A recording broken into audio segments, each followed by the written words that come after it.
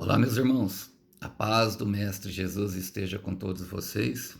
Que Deus abençoe quem me ouve e que o Senhor Deus Todo-Poderoso possa se manifestar e fazer presente aqui, falando através dessa palavra, confortando corações, acendendo a esperança e mantendo a chama da fé viva. Esse é o desejo do meu coração, que ela possa servir de fortalecimento ao íntimo do nosso coração. Vamos lá, vamos para a nossa breve palavra, para a nossa conversa.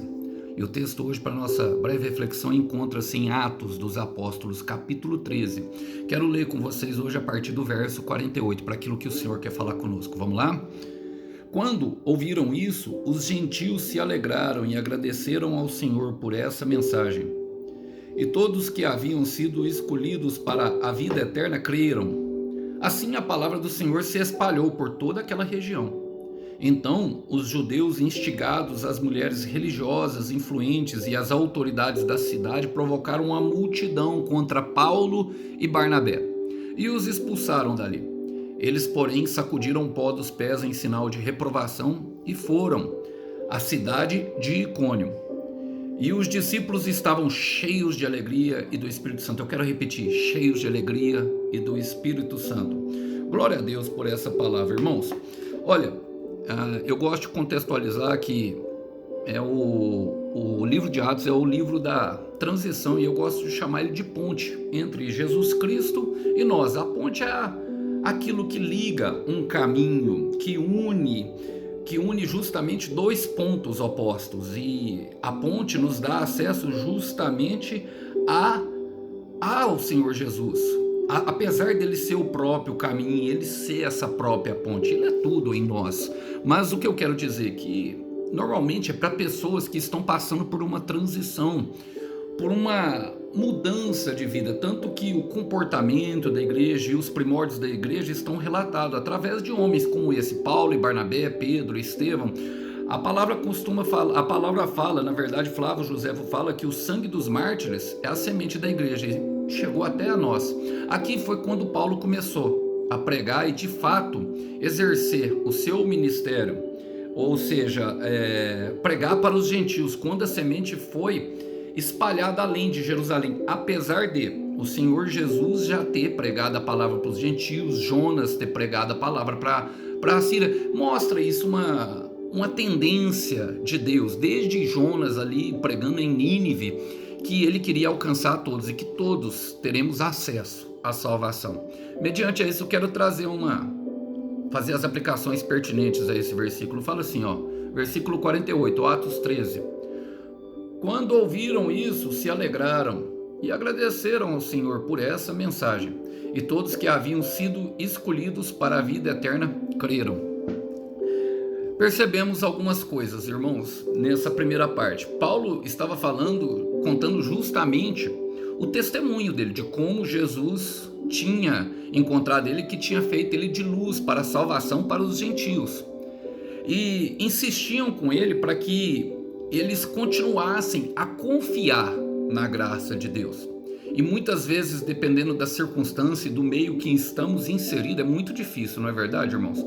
Somos muito confiantes daquilo que nós vemos, daquilo que nós temos acesso visualmente e ouvimos falar. E o agir de Deus, ele independe de qualquer situação, meu irmão, mesmo que a circunstância seja adversa e contrária. E Paulo estava pregando justamente o seu testemunho, porque fala muito de uma situação adversa, de alguém que caminhava para a escuridão, para um poço profundo de escuridão e morte. Bom, e o que eu quero dizer é isso, meu irmão? Quando o coração abre espaço para a mensagem, alegria e gratidão se encontram. Olha o que a palavra fala. Quando ouviram isso, os gentios se alegraram e agradeceram ao Senhor. A gratidão, meu irmão, ela gera em nós uma sensação de pertencimento. E a alegria, ela é algo característico de quem caminha com Deus. Eu tenho falado com vocês bastante disso. Quando nós caminhamos fora da presença do Senhor, irmão, é bem verdade que encontramos muita decepção, encontramos muito fracasso, ciclos repetitivos, sabe? Começamos a plantar dentro do nosso coração crendices, coisas que nos limitam e nos estagnam a uma vida de mediocridade. E o que é uma vida de mediocridade? Na média, naquilo que todo mundo é. E Jesus Cristo e Deus enviou Jesus Cristo justamente para que nós tenhamos acesso às coisas maiores. Olha o que a palavra fala em João 15:11. Ele fala: o Senhor Jesus, estas coisas vos tenho dito, para que a minha alegria permaneça em vós e a vossa alegria seja completa. Irmão, a intenção de Jesus é que a nossa alegria seja completa e logicamente há um aumento de alegria a partir do momento que nós vamos caminhando com Ele, e um aumento também na gratidão. Percebemos que a graça de Deus tem tomado conta de nós até mesmo antes de que nós venhamos de fato a conhecer Ele. Muitas pessoas creem que conhecem Jesus quando chegam na igreja, irmão, e eu particularmente eu não concordo com isso. Eu creio que o conhecimento do Filho de Deus, que é justamente a expressão do caráter perfeito de Deus, é um mergulho através do batismo. Nós vamos imergindo ali mediante as suas promessas, ao seu propósito para conosco, e descobrimos a superioridade do filho e as riquezas gloriosas contidas justamente nessa personagem extraordinária que é Jesus Cristo. Por isso Paulo fala assim: eu considero tudo como lixo, avançando-me para me conhecer as riquezas gloriosas que há no conhecimento de Cristo. Ele fala isso na carta de Filipenses. E olha, foram todos que haviam sido escolhidos. Irmão, não são todos que vão crer. E outra, há um tempo de crer. Muitas pessoas que estão dentro da igreja, irmão, não creem. Muitas pessoas que se dizem cristãos, se dizem evangélicos, não creem nas promessas. Quando as circunstâncias aparecem, elas costumam a correr. Mas olha, eu quero continuar, porque fala assim: assim a palavra do Senhor se espalhou por toda aquela região. E quando se espalha, irmão? Quando há a fé, quando é plantada a fé. E a fé é um trabalhar do Senhor. O Senhor, Ele é o autor e consumador da nossa fé. Agora, Deus não precisa de muito, irmão. Deus não precisa de muito para agir.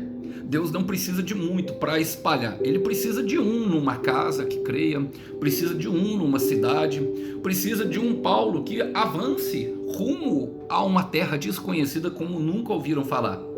Ali a palavra se espalhou. Então quando o coração abre, também há, o crescimento, espalha-se a bondade e o amor e a bondade se espalharão. Eu quero repetir: o amor e a bondade se espalharão na sua casa, através da sua vida, na sua família, através da sua vida, na sua comunidade, na sua vizinhança, na sua cidade. Quero declarar sobre a sua vida que você fará diferença por meio do amor que o Senhor plantou em teu coração. E essa é uma intenção do Senhor que nós vemos nas Escrituras, irmãos. Olha o que fala em Mateus capítulo 5, versículo 14. Eu amo esse versículo, porque diz o seguinte: vocês são a luz do mundo. Uma cidade sobre um monte não pode ser escondida. E a intenção do Senhor é justamente isso, te colocar num lugar alto. O monte fala da vontade de Deus.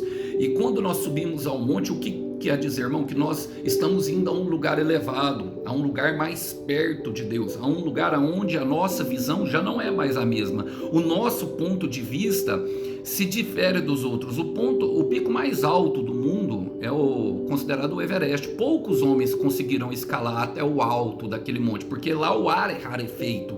Ou seja, a dificuldade do caminho é muito grande. Há uma dificuldade em se conhecer a vontade e o propósito de Deus para a nossa vida, mas quem sobe ao alto do monte contempla uma visão que os outros não contemplam. Eu quero repetir isso: quem sobe ao alto do monte contempla uma visão que os outros não contemplam. E a intenção de Deus é que essa visão não fique escondida. Pelo contrário, é que ela se manifeste, ela se espalhe entre as pessoas. É a intenção de Deus ser bom com as pessoas. Olha o que a palavra fala, continua dizendo: então os judeus, instigando as mulheres religiosas e influentes e as autoridades da cidade, provocaram uma multidão contra Paulo e Barnabé e os expulsaram dali.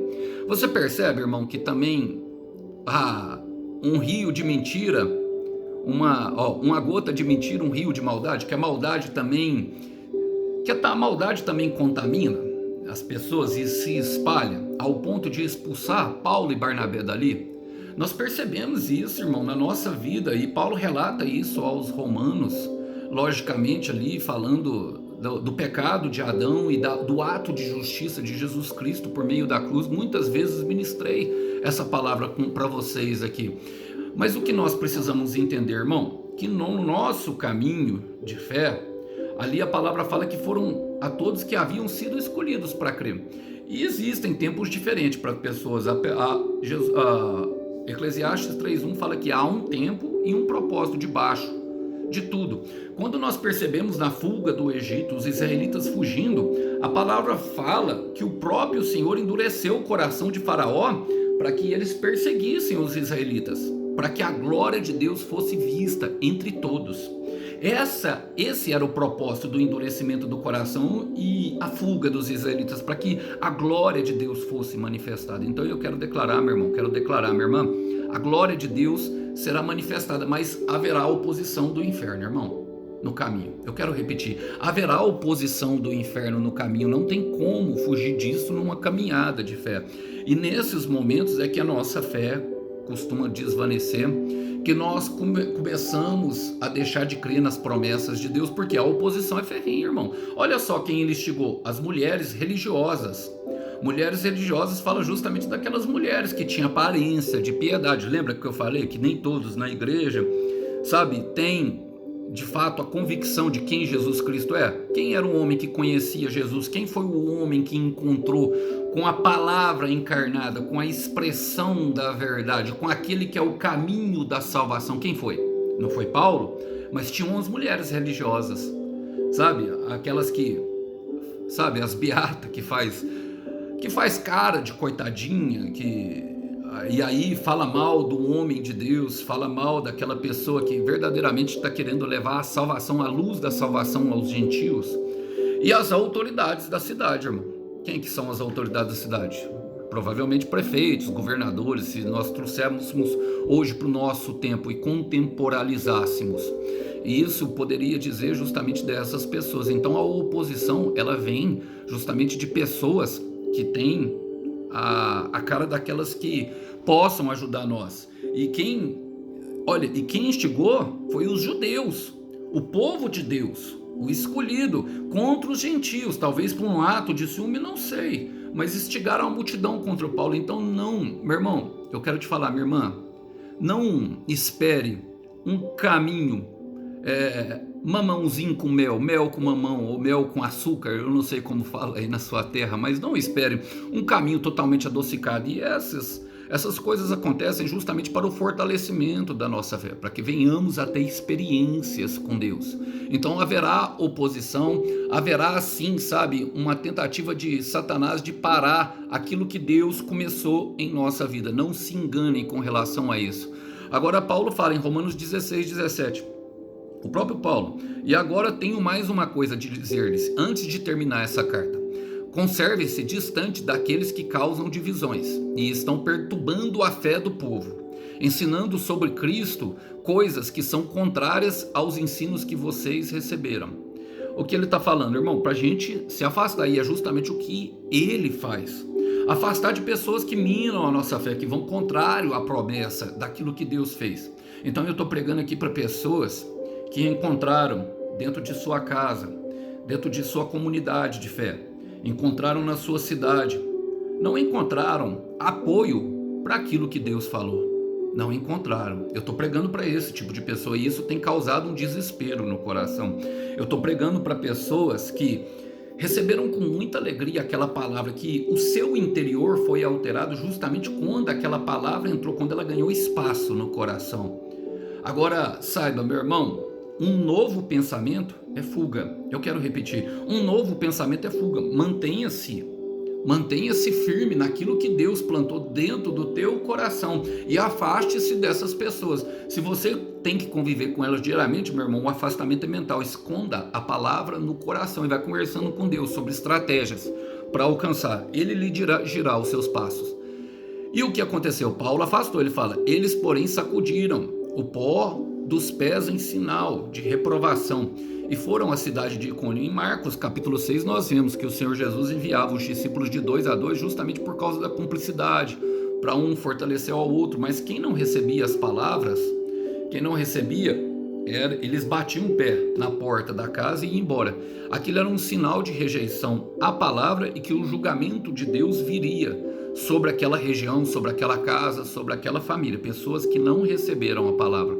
E eu acredito que no mundo existe dois tipos de pessoas, irmãos, e mais cedo ou mais tarde elas verão que as histórias que estão aqui relatadas não são um conto de fadas, mas precisamos entender que Deus julgará aqueles que rejeitam a mensagem. E nós precisamos deixar um sinal de advertência. Nós que somos os mensageiros, nós que cremos na palavra, precisamos deixar. Aquele sinal de advertência era comumente usado pelos judeus, justamente quando eles encontravam pessoas que eram excluídas pela lei, como por exemplo o coxo, o cego. Eles batiam o pó dos pés em sinal de rejeição e às vezes até cuspiam. Eles ouviam muito aquele sinal e era como se justamente o julgamento de Deus estivesse vindo. Mas agora é diferente, é para quem rejeita o propósito de Deus estabelecido em Jesus Cristo. E Deus julgará, irmão. Deus é um Deus de amor, mas sim de justiça. Nós precisamos pregar o amor de Deus, e os que aceitaram encontraram na graça de Deus o amor, mas os que não aceitaram, irmão, Deus julgará. E eu trouxe aqui uma lista que Paulo escreve justamente a Timóteo. Eu gosto muito desse texto porque mostra uma lista para nós daquilo que são essas pessoas. 2 Timóteo capítulo 3, versículo 2, o apóstolo Paulo fala: porque as pessoas só amarão a si mesmas, amantes de si mesma, ou seja, do seu conhecimento, do seu saber, e ao dinheiro, ao conforto, serão incapazes de se controlarem, não têm autocontrole, se entregam ao pecado, orgulhosas, zombarão de Deus, desobedecendo seu pai, sendo ingratas e completamente más. São duras de coração. Essa, na versão NVI, fala irreconciliáveis, aquelas pessoas que não oferecem perdão, aquelas pessoas que não conseguem perdoar, que não têm espaço para mensagem e nunca se submeterão aos outros, serão sempre mentirosas e desordeiras, e não se incomodarão com a imoralidade sexual. Serão rudes e cruéis e escarnecerão daqueles que procuram ser bons. São traidoras dos seus amigos, atrevidas, inchadas de orgulho, e preferirão ser amantes do prazer a amar a Deus. Terão aparência de piedade, porém não acreditarão realmente em nada do que ouvem. Não se deixem enganar por gente assim. Não se deixe. Bata a poeira dos pés e vá. E aqui já partindo por final, irmão, porque tudo isso tem um propósito e o Senhor sabe como trabalhar. Eu costumo falar que na justiça de Deus Ele costuma encontrar espaço para que a mensagem entre. Muitas vezes pessoas não virão como essas que ouviram a mensagem, que já estavam com a vida dolorida e encontraram em Jesus Cristo uma esperança da sua vida melhorar. Algumas pessoas, talvez por estarem com muito dinheiro, estarem passando por um momento bom, ter um namorado bonito, uma namorada bonita, um bom casamento, pensam que são abençoadas por Deus e se recusam a ouvir a mensagem. Ali talvez até mesmo, olha, eu gosto dessa expressão, aparência de piedade, são aqueles que estão lá, que frequentam um culto, a missa, dia de domingo, numa realidade que traz uma esperança escapista, como se eu pudesse comprar a Deus por meio do meu bom comportamento de frequentar a igreja um dia na semana, produzindo assim nas minhas emoções uma sensação de que Deus está comigo. Mas quando eu saio dali, eu bato na cara da mulher, eu traio o meu marido, eu saio com um, saio com o outro, eu continuo mentindo, eu continuo provocando dissensão e ódio, ajo na falsidade, no fingimento. Você pode fazer essas coisas, irmãos, o futuro está no seu livre-arbítrio. Você pode, minha irmã, fazer essas coisas. O que não pode é entrar no céu. E a mensagem de julgamento ela deve ser pregada, mas para aqueles que acreditam, irmão, e mesmo assim se atrevem a carregar a semente da boa palavra, o Senhor diz: e os discípulos estão cheios.